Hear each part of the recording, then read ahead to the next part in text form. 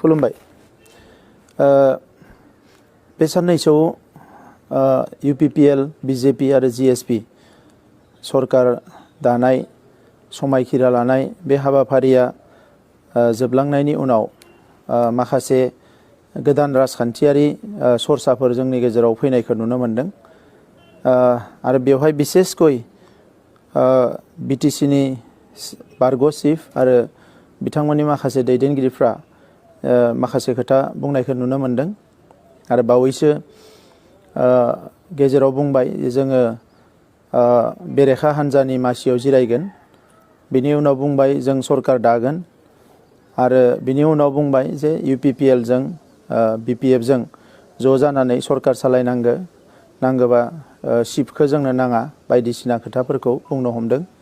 दा बेवहाय आङो सासे गोदानै बिबान मोननाय BTC नि बिबानगिरि हिसाबै लोगोसे सासे बर' फिसा हिसाबै आंनि गोसो गोरबोनि मोन्दांथि आरो साननायखौ आङो रायजो राजानो फोरमायनो सानदों। खोथाया जाहैबाय बिथांमोना गोबाव सम राजखान्थि खालामबाय आरो बे राजखान्थियाव जों रायजो राजाफोर बयबो साखि जानानै दङ। आरो बे गासैबो राजखान्थि खालामनाय गोलाव समाव बिथांमोना मा मावबोखो, मा सोलोंबोखो, बबे समाव मा स्टेन्ड लाबोखो बेखौ बयबो नुनो मोनदों।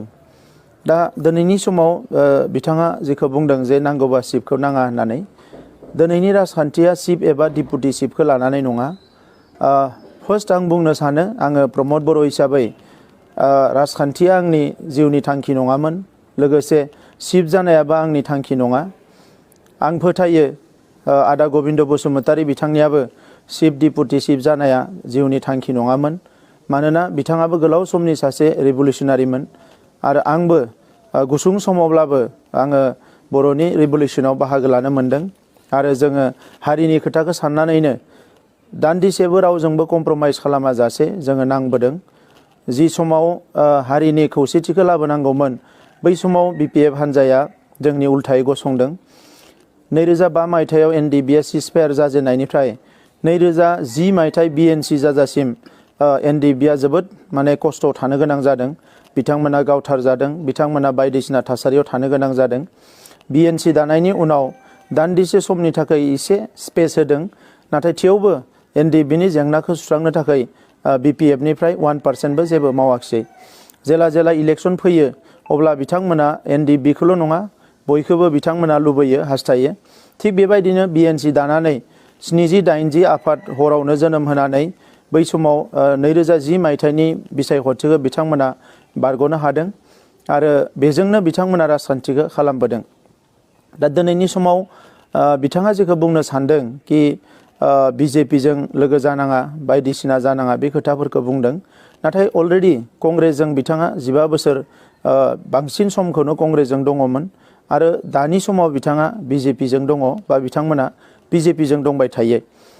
गोजौआव मानसिफोरनि सिगाङाव बुंदों कि BJPजों थानो नाङा, सिङाव BJPनो सानफ्रोमबो बिथांमोना फन हरगासिनो दङ जे BJPजों बिथांमोना सरकार दानो लुबैयो, सरकार दानो हास्थायो। दा बिथांनि जि खोथाफोर बुंनाय बेवहाय सानफ्रोमबो मोनसे सेल्फिश मोनसे आखुवा नुजादों। बिथाङा जि मावो बेनो राइट, गुबुना हाजार राइट सानब्लाबो एबा थार बाथ्राफोरखौ सानब्लाबो बेखौ नंखाय होननानै बिथाङा एस्टाब्लिश खालामनो नाजाबोदों। दा बिनिनो बुलि जादों जोंफोरबायदि मानसिफ्रा आरो बर'नि राइट थिंकिं मानसिफ्रा दिनै बिनिनो बुलि जाबोदों।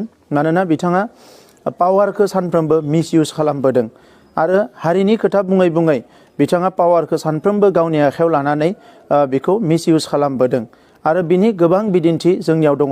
आङो बेखौसो साननानै एसे दुखु मोनदों जे मोनसे हारिया थांना थानांगौब्ला बे हारिनो माखासे जातीयताबादि इन्स्टिटिउसनफोर नांगौ। दा बे जातीयताबादि इन्स्टिटिउसननि आंबो मोनसे समाव बिबानगिरिमोन आरो बै समाव जोङो हारिनि खहा जानाय जेबो खोथा सानफेराखैमोन।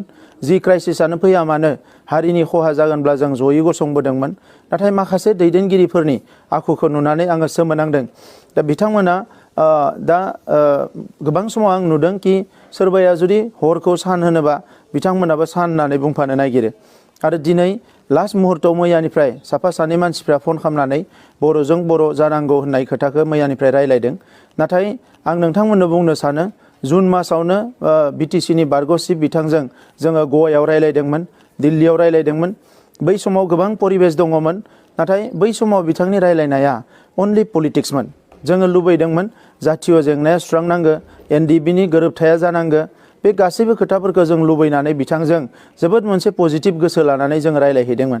नाथाय बिथाङा अनलि पलिटिक्सनिल' खोथा रायलायो, हारिनि गुबुन इस्युनि खोथा बिथाङा खुनुदिन रायलाया। बे जाबाय फेक्ट, बे जाबाय बास्तब। बिनि उनाव राहा मोनै जानायावसो जोङो हारिनि जेंनाखौ बारा गोबाव दोननो हानाय नङा होननानै एनडिबिनि लिडारफोर, एबसुनि लिडारफोर, माखासे सानसुमैफोर ज' रायलायनानै जोङो एकर्ड खालामनो थाखाय सिगांदों। नङाबा इयुननि समाव हारियाव गोबां बेले बेजे फैगोन होननानै। आरो बेखिनि समाव बिथांनि रला कमप्लिटलि नेगेटिभमोन। थांनाय 17 बोसोराव एकर्ड खालामनो थाखाय गभर्नमेन्टजों बिथाङा गोबां स्कप मोनदों, नाथाय इसेबो खामानिखौ बिथाङा मदद खालामाखिसै। एनडिबिनिल' नङा, हारिनि गुबुन गुबुन जेंनायाव बिथाङा खुनुदिन जेबो रल लाबोआखिसै। एफा एनै फैसा होनायखौ जोङो नुबोनो मोन्दों। बर'नि आफादफोरनो बिथाङा फैसा होदों, जथुम्मा खुंनो फैसा होदों, बेरायनो फैसा होदों, ओरै ओरै थांनो फैसा होदों। नाथाय सरकार हिसाबै हारिनि जेबो जेंनाखौ सुस्रांबोआखिसै। दिनै बड'फानि जि जोनोम सान 30 मार्च बेखौ जोङो फरायसा सान हिसाबै फोसावनांगौ होननानै गावनिनो गभर्नमेन्टखौ बेसेबां रिकुवेस्ट खालामबोबाय, दिनैसिम फोसावाखिसै। आसाम गभर्नमेन्टआ बेखौ मालाबानो प्रप'जेल हरबाय, नाथाय बिथांमोना मालाबाबो पजिटिभ नटखौनो हरफेराखिसै। दा बिनि उनाव गुबुन गुबुन बाथ्राफोरखौथ' जोङो बुंनोनो नाङा, गासैबो दिनै पेन्डिं जाजोबनानै थाबाय। दा बेबायदि समाव जोबोद दुखुनांथाव कि राजखान्थिनि सार्थआव बिथाङा बर'नि माने हारिमायारि गोथार मोनसे माबाखौ इउज खालामनो नागिरदों, सेन्टिमेन्टखौ इउज खालामनो नागिरदों। बेयो जोबोद दुखुनांथाव। पियर बर' फिसा हिसाबै बर'नि खामानि मावनायाव आंहा हेंथा गैया। आं जाय बर'नि खामानि मावो, बर' हारि जौगानायनि, आं बेखौ रेसपेक्ट होयो, अनार होयो आरो थैजासिम होगोन। नाथाय जोंखौ बिथाङा मालाबा आंखौनो बेपारि फालांगि बायदिसिना होननानै बुङो, नाथाय बर' हारिनि माखासे सेन्टिमेन्टखौ बिथांमोना लानानै गोबां समाव गेलेबोदों आरो बियो जोबोद दुखुनांथाव बाथ्रा। दा थांनाय समाव जि भायलेन्स किलिंसफ्रा जाबोबाय, बेवहाय बिथांमोना गोबां रल लाबोदों। बियो जोबोद दुखुनांथाव। बर' कसारि काउन्सिल बिथांमोनानो जागायजेनदोंमोन, नाथाय जोबथा समसिम बर' कसारि काउन्सिलखौ दानायाव बिथाङा हेंथा होलांदों बिथांमोना। आरो बेखौ जोङो नारसिननानै बर' कसारि काउन्सिलखौ जोङो खालामनो हाबाय। कार्बि आंलंनि बर'फोरनि जेंना बिटिसि सुक्तियाव दङमोन, दिनैसिम बिथांमोना बेखौ सल्भ खालामाखिसै। आरो जोङो फैगौ जि पार्लियामेन्ट सेसन बेवहाय बारहोनो थाखाय नारा नाथा नाजागासिनो दङ। बर'नि खोथा बिथांमोना बुंदों, जाय मानसिफ्रा दिनै बर'नि खोथा बुंदों, बिथांमोननि बिपिएफनि देरहानाय एमसिएलएफोर सोरबा फोन हरनानै बुंदों जे बर' ज' जानांगौ। अब्ला बिटिआर गोरोबथाखौ नोंथांमोना मानो सापर्ट होनो हाया, मानो सापर्ट होआखै? जाय बिटिआर गोरोबथाजों दिनै हारियाव गोजोन खौसेथिया फैबाय, गोबां फसंथानफोर मोननो हाबाय, जोंनि गोहोआ बांबावबाय, हारिनि मोनसे हिस्ट्रिक मोनसे सेन्स फैबाय। बै बिटिआर गोरोबथाखौ बिथांमोना दिनै ज' खालामनो हाया। जोंखौ ज' जानायनि खोथाखौ बिथांमोना खावलायदों, नाथाय गोदनायाव तरवाल दोननानै बिथांमोना जोंनि सायाव केस होबाय, सरकार दानायनि सायाव। आरो दायो ज' जानायनि खोथा बुंदों, गोदनायाव तरवाल दोननानै, गोदनायाव माने थुंग्रि दोननानै मालाबाबो बेबायदि ज' जानायनि खोथाखौ बिथांमोना माने साननाया थिग नङा। मानोना बिथांमोना फारसेथिं सिगिनो नागिरदों आरो फारसेथिं हारिनि सेन्टिमेन्टखौ गेलेनो नागिरदों। आंनि खोथाया स्पस्ट, जाय बिथांमोना 17 बोसोरनि राजखान्थियाव इसेबां भायलेन्स खालामबोबाय, गावनि मानसिखौ बुबाय, बायदिसिना टर्चार खालामबोबाय, बे मानसिफोरजों आं मालाबाबो कमप्रमाइज खालामनो गोसो गैया। हारिनि थाखाय 100 बार 1000 बार कमप्रमाइज खालामगोन, नाथाय जि सेन्टिमेन्टआनोखि बर' हारिखौ खहा खालामनायनि खामानि मावबोदों, बै सेन्टिमेन्टफोरजों कुनुदिन कमप्रमाइज खालामनाय नङा। आरो गावनि आरो जोंनि माखासे सानसुमैफोरनि खोथाजोंनो जोङो सोलिबोदों आरो सोलिलांगोन। बर'नि खोथा बुंनाय लोगो लोगो आं बेखौबो बुंनो सानदों कि दिनै जि पिसिडिआरनि बाथ्रा, एसेबां जुदि हारि अनफावरिमोनब्ला पिसिडिआरनि थांनाय 7 एमसिएलएखौ मानो अनाखिसै, मानो इसेबो नायाखिसै? दिनै बे पिसिडिआरनि एमसिएलएफ्रा दिनै बै समाव बेसेबां हालाय हाफाय जाबाय, बिथांमोननि खुनु मोनसे खामानिखौनो मावनानै होआखिसै। दा बेजों लोगोसे दिनै बर' मिडियाम स्कुलनि अबस्थाया जोबोद गाज्रि।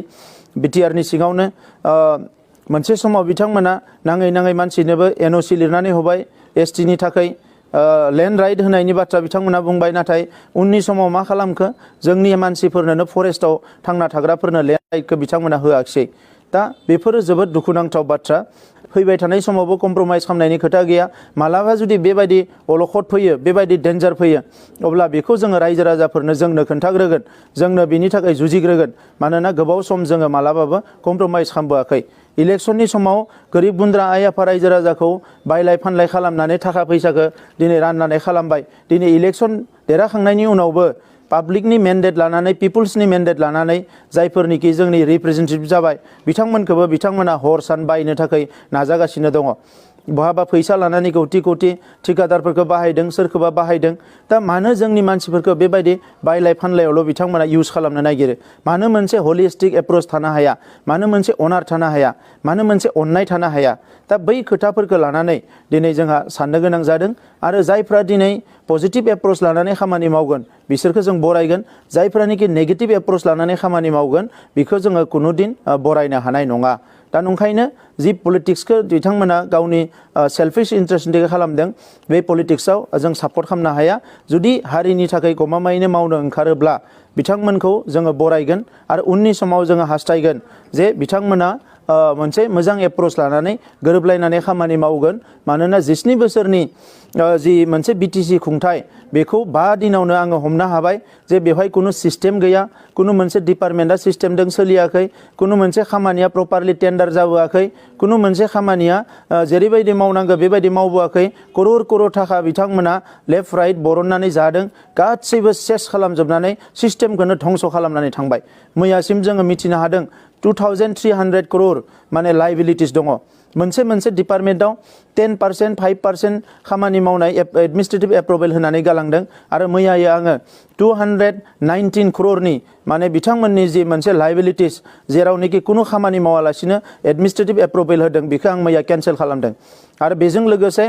माखासे फाइलफोर दङ जों नायगासिनो दङ बे फाइलफोरखौ जोङो केन्सेल खालामजोबाबा दिनै माखासे खामानिखौ जोङो मोजांनि थाखाय जों मावफुंनो हानाय नङा दा बिनि थाखायनो आङो रायजो राजा नोंथांमोनखौ खावलायो नैबे समाव कुनु गोनो गोथो जानांगौ खोथा गैया सरकारा UPPL नियानो जाफिनखागोन आरो बेवहाय दिनै केन्द्र सरकार राज्य सरकार जयै लानानै जोंनि BTR गोरोबथाखौ इमप्लिमेन्ट खालामनायजों लोगोसे जोंनि रांखान्थिनि बेलायाव सोलोंथाइनि बेलायाव समाजखान्थिनि बेलायाव जोंनि इनफ्रास्ट्राक्चार जौगानांगौनि बेलायाव मोजां मोजां माखासे फसंथानफोर जों गायसननांगौनि थाखाय आरो लोगोसे जोंनि सुबुं धोन जौगानायजों आरो BTR गोरोबथाखौ 100% इमप्लिमेन्ट खालामनो थाखाय बे सरकारा खामानि मावगोन दा बेनिखायनो रावबो जाहाथे गोनो गोथो लाया आं बेखौनो दिनै रायजो राजाफोरनि सिगाङाव खावलायो आरो बिथांमोननि जि थगायनाय राजनिति बेवहाय जाहाथे रावबो मिसलिड जाया आङो BPF नि देरहानानै थानाय MCLA बिथांमोनखौ खावलायो हारिनि जौगानायनि खामानि मावनो थाखाय नोंथांमोनाबो जिहेतु बुजिखायो सोर मा मावनो हायो आरो हाया